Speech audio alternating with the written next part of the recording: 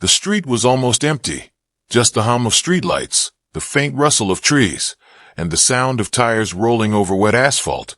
A light drizzle clung to the air, turning every surface into a mirror. Somewhere in that quiet, a woman's laughter broke through, soft, fleeting, like it didn't belong there. Then came the roar of an engine. Headlights carved through the fog, and a silver sedan swerved sharply around the corner, speeding down the narrow stretch of road that led toward the vacant lot. The beam caught her, a young woman in a red hoodie, frozen mid-turn. Her name was Maya, 23, too young to die and too scared to move. For a heartbeat, she thought it was someone else. Someone coming to find her, not to kill her. She took a hesitant step forward, but then she saw the driver's face through the windshield, his jaw clenched, eyes wild, lips mouthing her name like a curse. Ethan. The car didn't slow down. A blinding flash. A scream swallowed by impact. The sound of metal colliding with flesh. Then the sickening thud of silence. Her body fell limp on the glistening pavement as the rain began to pour harder, washing away everything. Blood, tears, footprints. The car screeched to a halt a few feet away. Ethan stumbled out, breathing hard, staring at what he'd done. His face flickered between rage and disbelief, the veins in his neck pulsing. He whispered her name again, softer this time. Maya, no. But it wasn't regret, it was panic. His hands trembled as he crouched beside her, shaking her shoulder. No response. Her eyes stared blankly upward, glassy and still. From the darkness, another voice cut through the rain. What did you do? It was Dylan, his tone filled with horror and helplessness. He ran toward them, his shoes splashing through puddles, dropping to his knees beside Maya. His trembling fingers brushed her hair from her face. Maya, please, open your eyes. Maya. Ethan stepped back, his face contorted with confusion and fury. This is your fault, he shouted, pointing at Dylan, spitting the words like venom. You made her do this. You made her dance like that in front of me. His voice cracked, breaking into a sob that didn't sound human. Dylan stared up at him, rain running down his face like tears. You killed her, he said quietly, disbelief cutting through every word. You killed her. The rain didn't stop. Neither did the headlights, still beaming across Maya's lifeless body, casting long shadows that made the scene look surreal, like something staged, something that couldn't possibly be real. The smell of burnt rubber and gasoline filled the air. Ethan turned, staggering back toward his car, clutching his head. He mumbled something under his breath. She made me do it. She made me do it. Over and over, like a broken record. Dylan's voice trembled as he pulled out his phone, dialing emergency services with shaking hands. Please, he said into the receiver, his voice barely audible. She's not breathing. She's gone. In the distance, sirens began to wail. Red and blue lights flickered faintly against the horizon, growing brighter with each passing second. Ethan looked up, his expression hollow, then suddenly turned and began to walk away from the car, toward the shadows at the edge of the road. His figure disappeared into the darkness before the first police cruiser arrived. Officers rushed to the scene, shouting commands, pushing Dylan back as he tried to explain what happened. A female officer knelt beside Maya, checked her pulse, then looked up and shook her head. For a long time, no one spoke. Only the rain did, tapping, whispering, washing the truth into the gutter. As the ambulance lights flashed across her still face, Dylan whispered her name one last time. Maya. His voice cracked, and he stared at the empty road ahead, the one Ethan had vanished into. And somewhere in that darkness, the story of what really happened began to take shape. A story of love, betrayal, and control. One that didn't die with Maya, but had only just begun. In the days after Maya's death, the news called it a domestic tragedy.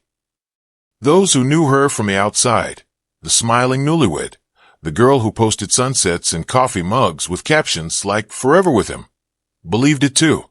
They said things like they were perfect together. But behind closed doors, perfection had been a mask, one she wore long enough for it to scar her.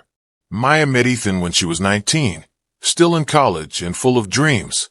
He was older, 29, a charismatic financial advisor with the confidence of someone who already knew how to win. She fell fast. He made her feel safe at first, needed, like the world finally had a place for her. "You're everything I was waiting for," he told her on their third date, brushing her hair from her face as though she were fragile glass. Within a year, they were married. Their wedding photos were flawless. White roses, crystal smiles, laughter frozen in time. Maya's parents adored Ethan. Her friends envied her. It was the kind of life that looked perfect on social media. But reality began to crack, just days after the honeymoon. It started small. Ethan didn't like when she went out without telling him.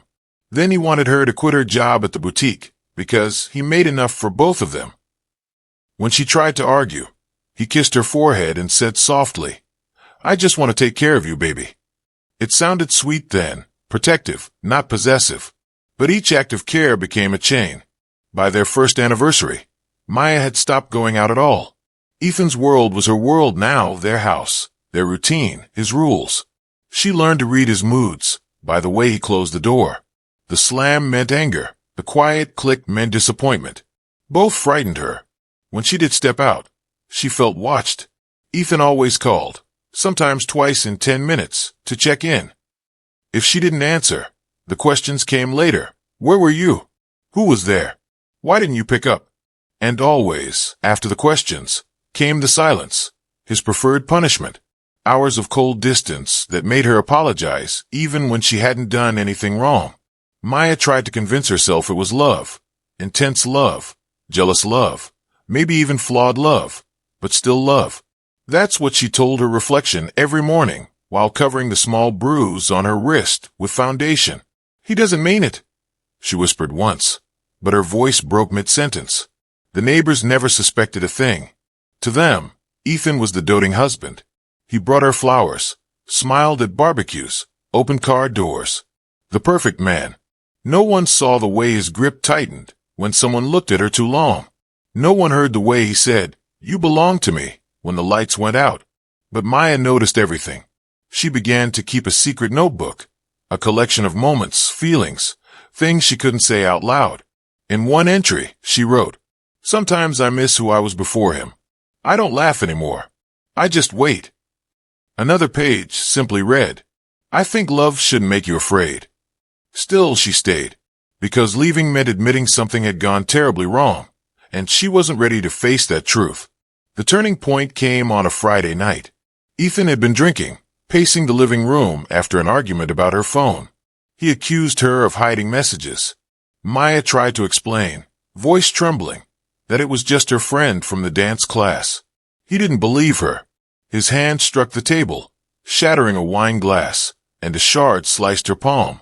For a moment, both froze, him in shock, her in silence. Then he started to cry, hugging her too tightly, apologizing over and over until she almost believed him again. That night, while he slept, she sat on the bathroom floor, wrapping her hand in tissue and staring at her reflection. Her eyes looked older than 23. It was then she decided something had to change. She needed to feel alive again, to remember what freedom felt like. The next morning, she searched for something, anything, to pull her out of the suffocating cycle. That's when she found the flyer for a dance fitness class at the local gym. The words were simple, almost taunting in their brightness. "Find yourself again." And for the first time in years, Maya smiled. Saturday morning sunlight poured through the blinds as Maya tied her hair into a ponytail, her hand trembling slightly. Ethan had already left for work, leaving behind his usual command disguised as care. "Don't go anywhere without letting me know." She told herself it wasn't a lie when she texted him. Going for groceries. The gym was only a 10-minute walk away, but each step felt like rebellion. The rhythmic sound of her sneakers against the pavement steadied her heartbeat, matching the faint music spilling from her earbuds. For once, she wasn't thinking about what Ethan would say. She was thinking about how it felt to breathe freely.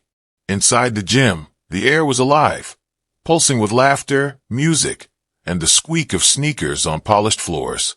Women chatted near the mirrors, stretching, their faces glowing with energy Maya hadn't felt in years. She lingered by the door, hesitant. Then a voice called out, warm and confident, You new here? She turned. The instructor stood before her, tall, athletic, with messy hair and a grin that looked like it didn't know sadness. Dylan. His eyes were kind, curious, and for a fleeting second, she forgot to be afraid. Yeah, Maya managed, forcing a smile.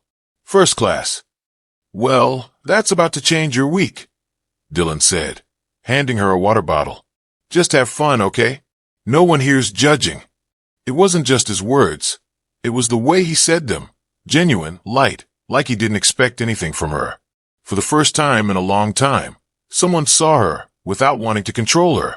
The music started, an upbeat track, the kind that makes your body move before your mind can resist. Maya followed awkwardly at first, her body stiff, afraid to draw attention. But as the rhythm built and laughter filled the room, something inside her began to break open. She caught her reflection in the mirror, not the frightened woman she'd become, but a flicker of the girl she used to be. Halfway through the class, Dylan clapped and pointed at her. You're getting it. Don't overthink, just move. The others cheered lightly, and Maya laughed, breathless, shaking her head. For a moment, the world outside those four walls didn't exist. When the class ended, sweat glistened on her skin, and her cheeks hurt from smiling. Dylan walked over, offering a towel. You were great for a first-timer. Thanks, she said softly. I think I needed this more than I realized. He tilted his head. Rough week. Maya hesitated. Then quietly. Rough couple of years. Something flickered in Dylan's expression. Empathy, not pity. Well, he said, you've got a spot here whenever you want. We all need a place to feel human again. Those words stayed with her all the way home. When she walked through the front door, the house felt heavier again, air thick with silence.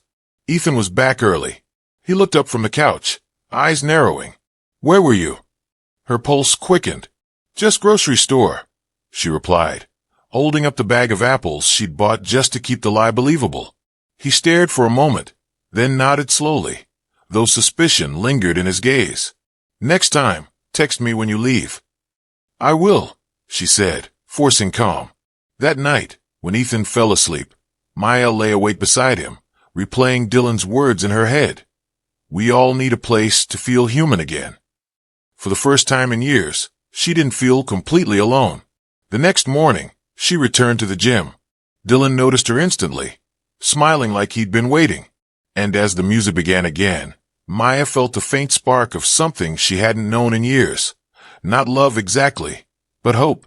It started with glances, quick, uncertain, and filled with everything Maya couldn't say aloud. Every time she walked into the gym, Dylan's face lit up in that easy, unforced way that made her heart ache. She told herself it was innocent, that he was just kind, that she only came to dance and forget. But forgetting became easier when he was near. Weeks passed, and the gym became her escape. She stayed longer after class, helping Dylan pack up mats and fix the stereo, laughing at small things that didn't really matter. He learned she liked caramel lattes and old R&B songs. She learned he had once been an artist before turning to fitness. Their conversations were light, but carried something heavier underneath. Two souls circling an invisible line they both knew they shouldn't cross. One evening, after everyone had left, Dylan offered to walk her to her car. The lot was empty, the streetlights flickering. You always seem tense when you leave, he said gently. Maya forced a smile. My husband worries if I'm late. Dylan's brows knit. Does he have a reason to? Her silence said more than she intended. He didn't press. Instead, he said softly, you don't have to explain anything. Just don't let anyone make you smaller than you are. For a moment, she almost cried. No one had said words like that to her in years. That night, Maya sat in her car long after starting the engine. The warmth from Dylan's voice lingered, echoing against everything Ethan had made her believe, that she was weak, dependent, lucky to be loved at all. She drove home slowly, as if each mile brought her closer to a cage she didn't want to re-enter. When she arrived, Ethan was waiting by the window. His jaw tightened as she pulled in. You're late, he said before she even closed the door. There was traffic, she replied quietly. He stepped closer, eyes narrowing. You're sweating. And smiling. Who were you with? No one, she whispered. He stared for a long moment before turning away. Dinner's cold. That night, Ethan didn't speak again, but she could feel his thoughts buzzing in the silence. Suspicion, anger, the beginning of something darker. The next morning, her phone buzzed with a message from an unknown number. Dylan, hey, you left your scarf here yesterday. Want me to keep it safe till next class? Maya smiled faintly. Her fingers hovered before she typed back, thanks. I'll get it tomorrow. And just like that, a secret was born. From then on, the messages came occasionally. Harmless jokes, quick check-ins, then longer conversations. They talked about music, fear, and the strange ways people lose themselves in love. Dylan never asked for more, never pushed. But he listened, and that was dangerous. One rainy evening, after class, he offered her a ride home. She hesitated, then nodded. The car ride was quiet until he spoke. You know, he said softly, you don't have to keep pretending everything's fine. Her throat tightened. If I stop pretending, she whispered, I'll fall apart. Dylan looked at her, eyes full of something she hadn't felt in years, genuine care. Then let me be the one who catches you. She didn't respond, but tears filled her eyes. That night, when Ethan reached for her in bed, she turned away, clutching her phone under the pillow. Days blurred into weeks. What began as comfort became need. Secret meetings, stolen laughter, the thrill of being seen. They met once at a small cafe outside town, hands brushing briefly before pulling away. It wasn't yet an affair, but it was already betrayal. Each time she came home, Ethan's stare grew colder. He began checking her phone, asking about her schedule. One evening, she caught him watching her from the driveway as she left. The air around her life was tightening. Yet every time she danced with Dylan, she felt free, as if, for a few minutes, she existed beyond the bruises and fear. She didn't know it then, but those moments of freedom were counting down toward something irreversible. One night, Dylan texted, "You deserve to be happy, Maya, even if it's in secret." She stared at the words for a long time before replying. Secrets don't stay hidden forever. And somewhere deep down, she already knew. Ethan was about to find out. The first sign came quietly, Ethan's voice, calm but too calm, when he said, "We need to talk." Maya was in the kitchen, rinsing coffee mugs, her phone face down on the counter. The message from Dylan still glowed faintly through the screen. "You okay? I've been worried." She had meant to delete it. She hadn't. Ethan stood in the doorway, his shadow stretching across the tiles. His shirt sleeves were rolled up, the way they always were when he was trying not to explode. "You've been out a lot lately," he said, almost conversationally. "More than usual. Care to explain?" Maya turned slowly, forcing her voice steady. "I told you. The gym helps me clear my head." He smiled, not the kind that reached his eyes. "Yeah, the gym." He took a step closer. "Tell me, does the gym text you at midnight?" Her chest tightened. "Ethan, please." He slammed his hand on the counter, the sound sharp enough to make her flinch. The coffee mug rolled and shattered on the floor. "Don't lie to me, Maya." For a long, trembling second, the only sound was the hum of the refrigerator. Then she whispered, "He's just a friend." Ethan laughed bitterly. "A friend? You think I'm stupid." Maya felt her voice rise, desperate. "You don't own me. You control everything, where I go, who I see, how I breathe." He cut her off, grabbing her wrist hard enough to make her wince. "You're my wife. You don't humiliate me. You don't make me look like a fool in front of people." Tears stung her eyes as she struggled to pull away. "You already did that yourself," she snapped before she could stop the words. His face twisted, eyes darkening. For a moment, she thought he would hit her, but instead, he released her suddenly and turned away, pacing. His hand shook. "Who is he?" he asked quietly. "Tell me his name." "I'm not doing this," Maya said, voice trembling but defiant. "I won't let you control me anymore." Ethan turned slowly, his jaw clenched. "You already did," he said softly. "The moment you let someone else touch what's mine." Her breath caught. "I'm not yours," she whispered. Something in him snapped. He swept the dishes off the counter, glass exploding across the floor. Maya stumbled back, heart pounding. For a second, he looked at her as if he didn't recognize her, or himself.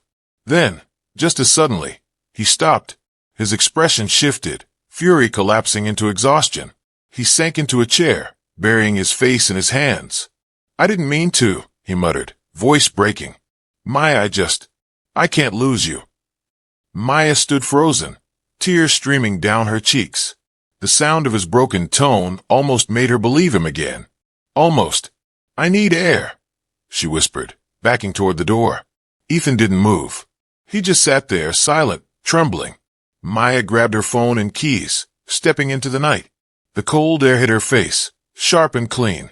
She dialed Dylan with shaking fingers. He picked up on the first ring. "Maya, what's wrong?" Her voice cracked.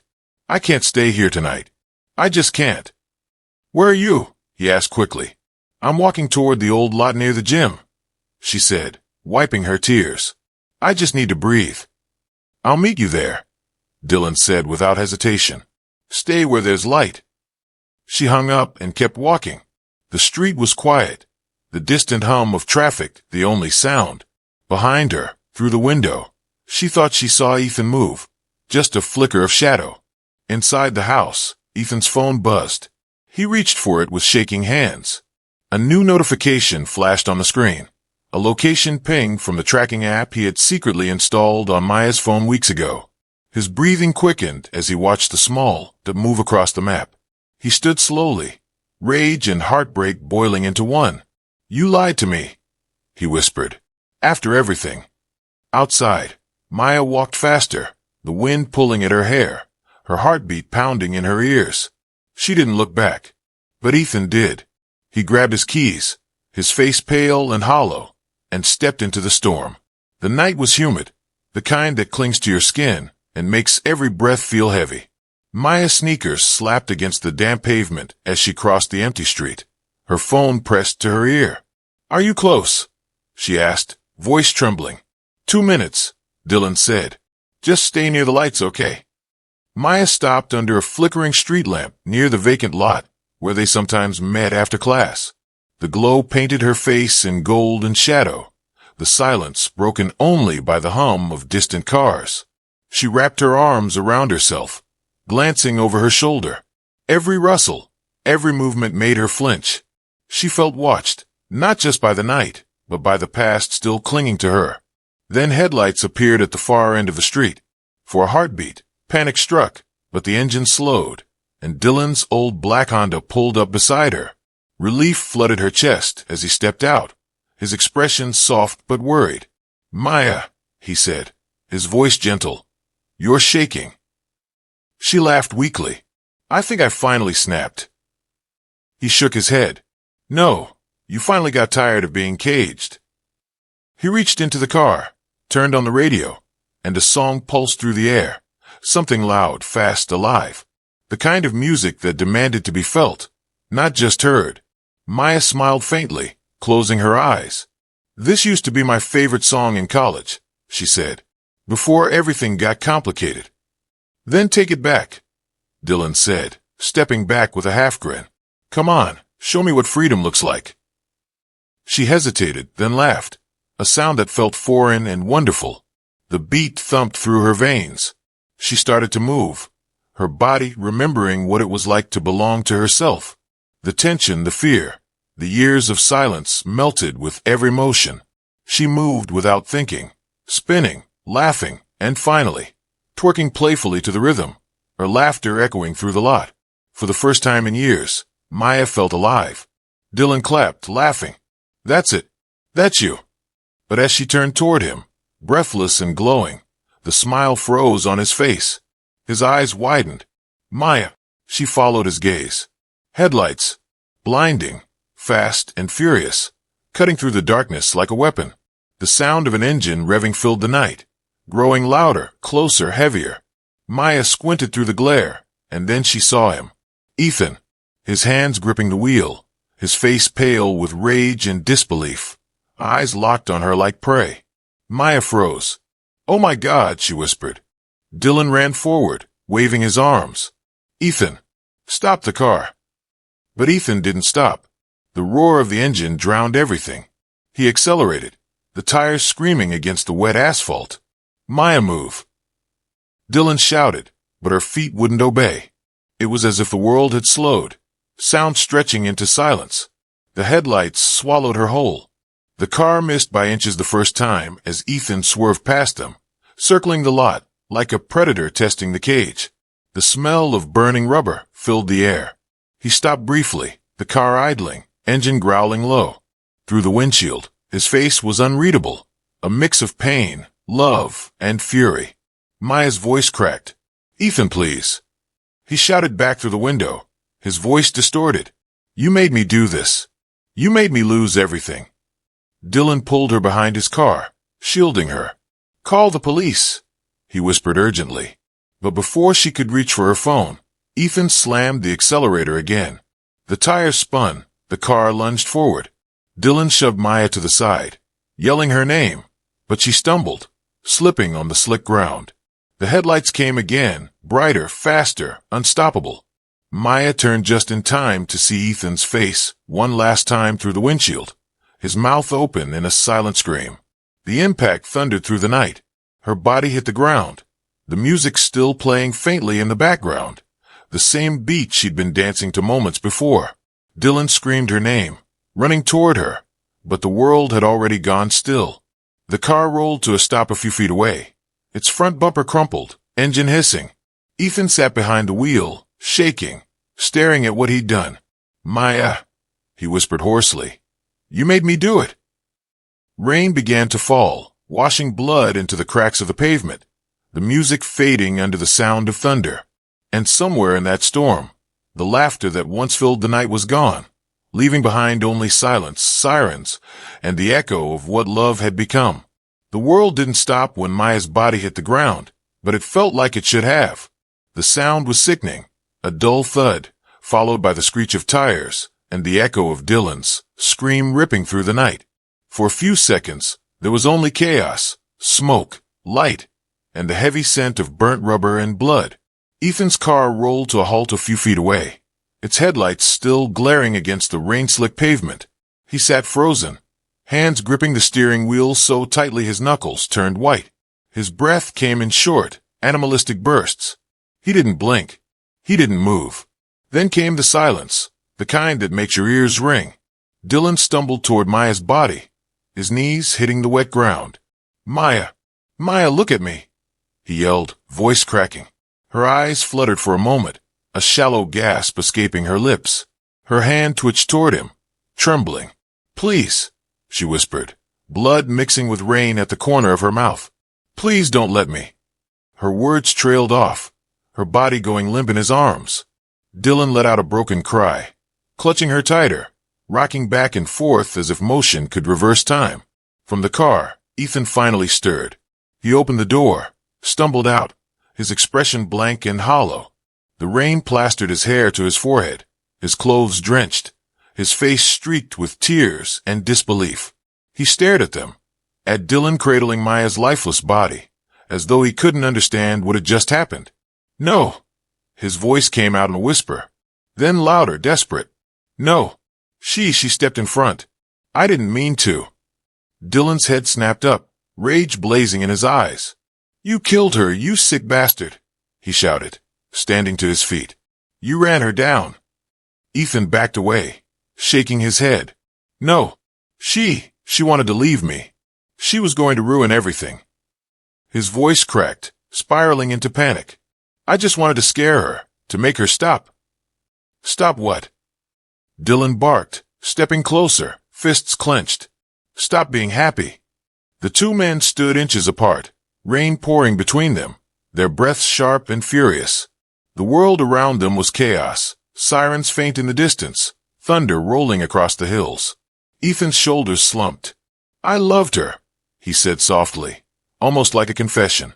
"Everything I did was because I loved her." Dylan's voice broke into a bitter laugh. "That's not love, Ethan. That's control." For a moment, Ethan looked as if he might strike him, but instead, he collapsed onto the wet pavement, clutching his head. It was supposed to be perfect, he muttered over and over. She was supposed to come home. Dylan turned away, trembling, staring down at Maya.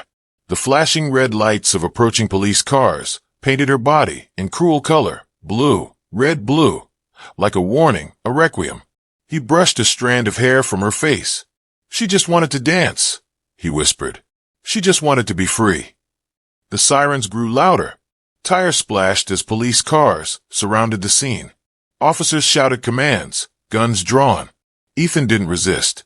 He just sat there, hands lifted, lips moving silently as if praying to a god who had already turned away. As they cuffed him, Ethan looked up one last time at Maya, lifeless on the ground, and something in him finally broke. She was my wife, he said, his voice hollow. And now she's gone.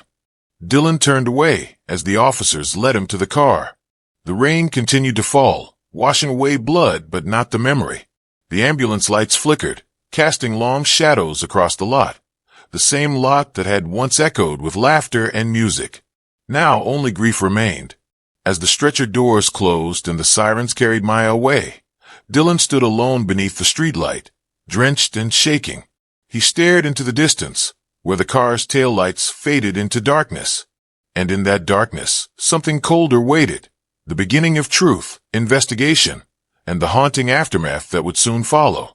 The flashing red and blue lights of police cruisers bathed the empty lot in a chaotic glow.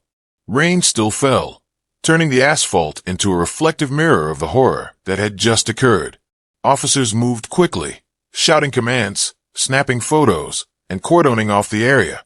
The ambulance had already left with Maya's body, but the air still reeked of smoke, wet asphalt, and iron, the unmistakable scent of blood. Dylan stood nearby, drenched, hands trembling as he recounted the events to a uniformed officer.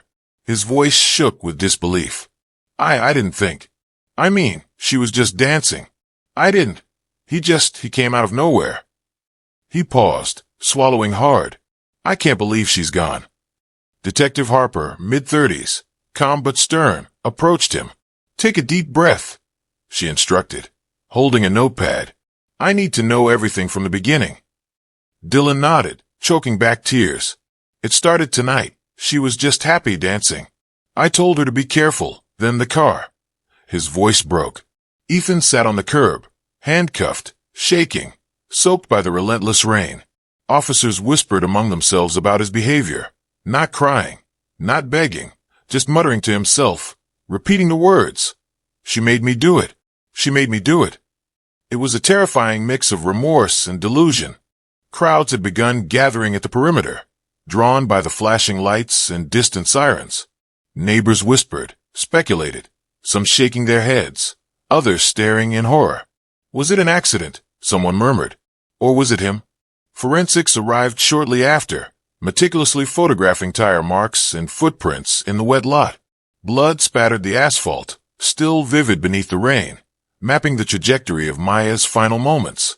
A stretcher had long left, but the scene itself was a crime scene preserved in memory, rain and light serving as silent witnesses. Detective Harper approached Ethan. Do you understand why you're being detained? She asked. He nodded slowly, eyes vacant. Yes, but it's not my fault. She made me do it. A female officer knelt by the curb near Dylan. Sir, can you show me exactly what happened? Dylan demonstrated the moments before the car lunged, his body stiff with shock, reliving the trauma in every movement. I tried to pull her away. I swear I tried, he said, voice barely above a whisper. As statements were taken, the media began arriving, flashbulbs exploding, microphones thrust toward Dylan and the police. Rumors started immediately, marital issues, an alleged affair, jealousy, revenge. Detective Harper's face hardened. This was not just an accident. The threads of betrayal, secrecy, and obsession were already tangled, ready to be unraveled. Ethan's parents arrived, their faces pale, frozen in disbelief. They whispered apologies to Dylan, muttered prayers, and clutched each other tightly. Across the lot, Maya's friends and family began to trickle in, drawn to the scene by calls and news updates. Their eyes fell on the empty space where she had danced just moments before, now only a stain on asphalt and the memory of laughter cut short. Dylan wandered to the edge of the lot, staring at the place where she had fallen. The music from the gym, which had once brought life and joy, now felt like a cruel echo. His throat tightened as he whispered, "She was alive, and she was free for a moment." The storm continued, relentless and heavy, as if the sky itself mourned. Rain washed over the lot, over Ethan, over Dylan, over everyone present, a bleak baptism of grief. And amid the flashing lights and chaotic whispers, the story had only just begun.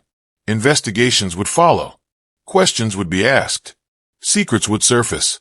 The perfect facade of love and control had been shattered. Somewhere in the distance, the first detectives made a call. The real interrogation, the uncovering of truth, and the trial of consequences were already in motion. The interrogation room was cold and sterile, the harsh overhead light casting shadows across Ethan's gaunt face. He sat slouched in the chair, wrists cuffed, eyes darting between the two detectives across from him. Detective Harper's pen hovered over her notepad, watching him closely. She had seen men crack before, but Ethan was different, a fragile mask of control slipping into madness.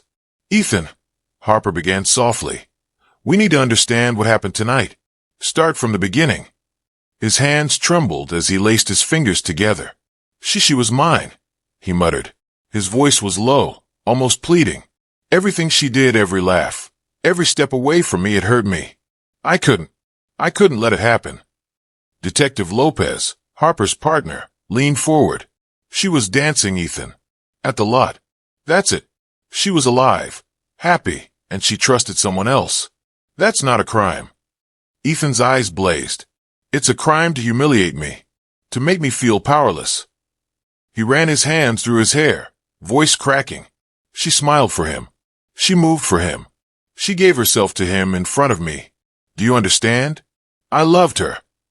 Harper exchanged a glance with Lopez. She had heard confessions like this before, but rarely with such self-justified venom.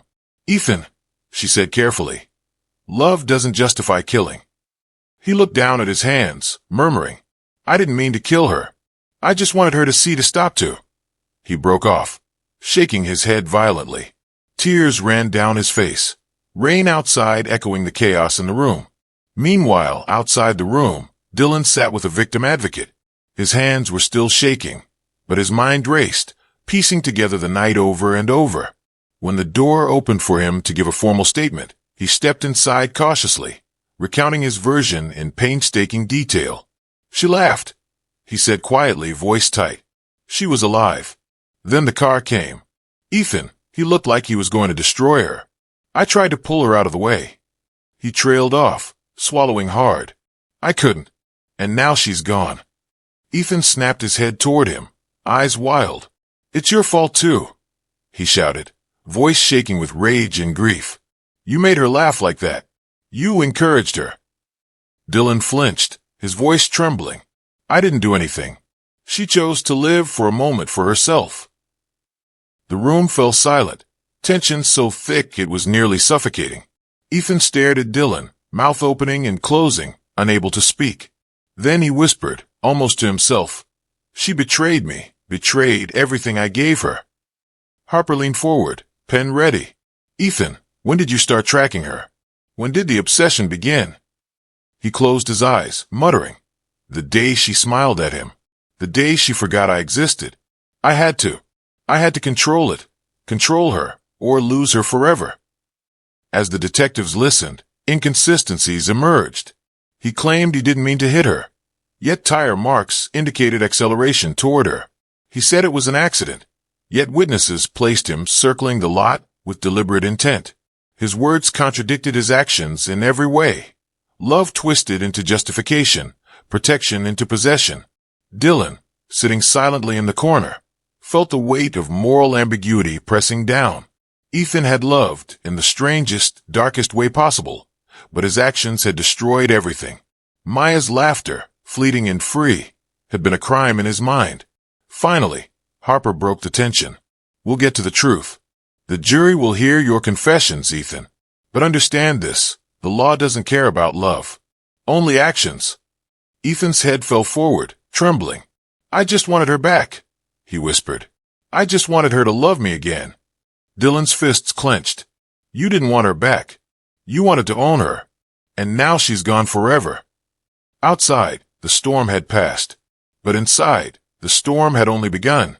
Confessions were out, contradictions exposed, and the truth, raw and horrifying, was about to enter the courtroom. The courtroom was packed, the air thick with tension, murmurs, and the faint scent of polished wood and coffee. Cameras lined the back, their lenses glinting under the harsh lights, capturing every twitch, every tear. Ethan sat at the defendant's table, his hands cuffed, but resting loosely on his lap. His eyes were hollow, scanning the room, as if he were both terrified and fascinated by the judgment about to unfold. The judge, a stern woman in her 50s, called the court to order. We are here to hear the case of the people versus Ethan Cross, accused of the murder of Maya Cross, formerly Maya Thompson. Her voice echoed, reverberating against the high ceilings. The gavel fell with a final, resonant crack. The prosecution wasted no time. Detective Harper stepped forward, her calm authority filling the room. She presented a timeline of the night, Maya leaving the house, the texts exchanged with Dylan, the dance at the lot, and Ethan's deliberate actions behind the wheel. Tire marks, surveillance footage, and witness statements were laid bare. Every detail was precise, calculated, undeniable. Ethan's defense attorney, a sharp-eyed man in his 40s, rose to counter. He painted a picture of obsession turned tragically fatal, of a man driven by jealousy, fear, and love gone wrong. He argued that Ethan had not intended to kill Maya, claiming he sought only to scare her, to regain control. His words fell heavy with sympathy for Ethan, but they couldn't erase the violence of the night. Dylan took the stand. He recounted his memories carefully, voice trembling at times. She laughed. She danced. For a few minutes, she felt free, he said. I never touched her, never forced anything. And then he came. He ran her down. His hand shook as he described the impact, the sound, the blood. The courtroom was silent, the weight of his testimony pressing down on everyone present. Ethan's face remained expressionless as Dylan spoke. At moments, a flicker of panic crossed his eyes, but he quickly masked it with a vacant stare. He whispered under his breath, "She made me do it." But the words were drowned out by the gavel banging, the murmurs of the crowd, and the testimony of friends, family, and experts who detailed the psychological control, the obsession, and the escalating jealousy that had dominated Ethan's life. The prosecution called in a forensic analyst. Tire marks, blood spatter, and the pattern of acceleration were shown in graphic detail. The conclusion was unavoidable. Ethan had targeted Maya, accelerating toward her deliberately, not accidentally. Murmurs rippled through the courtroom. Ethan's mother wept quietly, clutching her husband's arm. His father's jaw was tight, knuckles white, but his eyes revealed a quiet despair. Maya's parents sat together, grief etched deeply into their faces, their hands clasped tightly, fingers interlaced as if holding onto the last piece of their daughter's life. The defense rested, leaving the jury with the task of interpreting motive, intention, and culpability. Ethan did not take the stand, a decision that hung heavily in the air, leaving his confessions from the interrogation room to speak for him. Finally, the judge addressed the jury. You have heard all evidence and testimony. The responsibility before you is not to judge the man for his feelings, but for his actions. Maya Cross lost her life due to deliberate choices made by the defendant. The law will determine the consequences. As the jury retired to deliberate, Dylan sat alone, staring at the empty lot outside the courtroom window in his mind. He imagined Maya there, dancing alive, laughing without fear, free from Ethan's obsession. He closed his eyes, breathing deeply, feeling a small, fleeting peace amidst the storm of grief. Hours passed. The gallery whispered nervously. When the jury returned, the foreperson stood and delivered the verdict. Ethan's shoulders slumped, his expression unreadable, as the words echoed in the courtroom. Gavel struck. The sentence would follow. The truth had been revealed. Justice, however imperfect, had arrived. But for those who loved Maya, the absence she left behind would linger far longer than any verdict. The trial ended, but the shadow of that night, the echoes of her laughter, and the stain of betrayal would never fade. The courtroom emptied slowly, leaving only the echoes of footsteps on polished floors and the faint hum of the fluorescent lights. Outside, dawn had begun to break, pale light spilling across the city, washing the streets in a gray calm that felt eerily at odds with the storm of emotions inside. Dylan lingered near the steps, staring at the horizon, the chill of early morning tugging at his soaked jacket. He remembered the lot where Maya had danced just weeks ago. Now it was empty, littered with the faintest traces of rainwater and mud. The memory of her laughter seemed to float in the air, fragile and untouchable. For a moment, Dylan allowed himself to close his eyes and imagine her there again, twirling, free, unafraid. Then he opened them and felt the weight of reality pressed down. Maya's parents approached him quietly, their faces pale and hollow. Her mother's hands trembled as she reached out to touch his arm. "Thank you for telling the truth," she whispered, voice breaking. "You were there. You saw everything. You gave her a voice." Dylan nodded, unable to speak. Words felt useless. He could not undo what had happened, could not fill the void left behind. Ethan had been taken back into custody, the reality of his actions settling like a stone in his chest. The judge had pronounced the verdict clearly, deliberate murder, sentencing reflecting the premeditated nature of the crime. In the sterile light of the prison van, Ethan's expression was empty, hollow. He muttered the same words he had throughout the investigation. "She made me do it. She made me leave me no choice." The repetition was chilling, as if he could convince himself with every utterance. Dylan walked slowly toward his car, the morning air crisp and damp. Every step felt heavy, burdened by memories he could not escape. The media circled the courthouse, flashbulbs popping, microphones thrust toward anyone willing to speak. He ignored them, moving with a single purpose, to leave the chaos behind, even if only temporarily. On the drive home, he replayed the final moments again and again. The headlights, the laughter, the impact, Maya's body on the wet asphalt. Her smile haunted him, bright, fleeting, stolen. He realized that no verdict, no confession, no courtroom procedure could ever fully capture the weight of loss. Justice might be served on paper, but the emptiness remained, stretching between him and the life that had been taken. Arriving home, he sat in the darkened living room, rain still tapping against the window. He pulled out his phone, scrolling through messages they had exchanged, the little jokes, the music links, the plans for simple moments. Each message was a shard of memory, a reminder of the girl he couldn't save. His fingers hovered over the last text he had sent her, words that now felt hollow. "You deserve to be happy, even if it's in secret." Outside, the city began to awaken. Birds chirped tentatively, cars hummed on wet streets, and streetlights flickered off one by one. Dawn brought a strange sort of quiet, a temporary peace that masked the lingering trauma. Dylan realized he would never forget the sound of her laughter, the feel of her presence, the tragedy of the night she had danced for freedom. As the sun rose higher, he knew life would continue. Investigations would wrap up. The trial would be filed in the records, and the world would keep turning. But for those who had loved Maya, the silence of that dawn would remain permanent, a reminder that a single act of rage had shattered a life, a family, and a fragile sense of safety. Dylan stood, moving toward the window, and let the morning light wash over him. The weight of grief was still there, but he felt a small, resolute spark ignite, the determination to honor her memory, to ensure that even in death, her story would not be forgotten. Somewhere in that quiet city, life went on. But for Dylan, for Maya's family, and for the memory of the girl who had danced under the streetlight, silence at dawn was not peace. It was remembrance.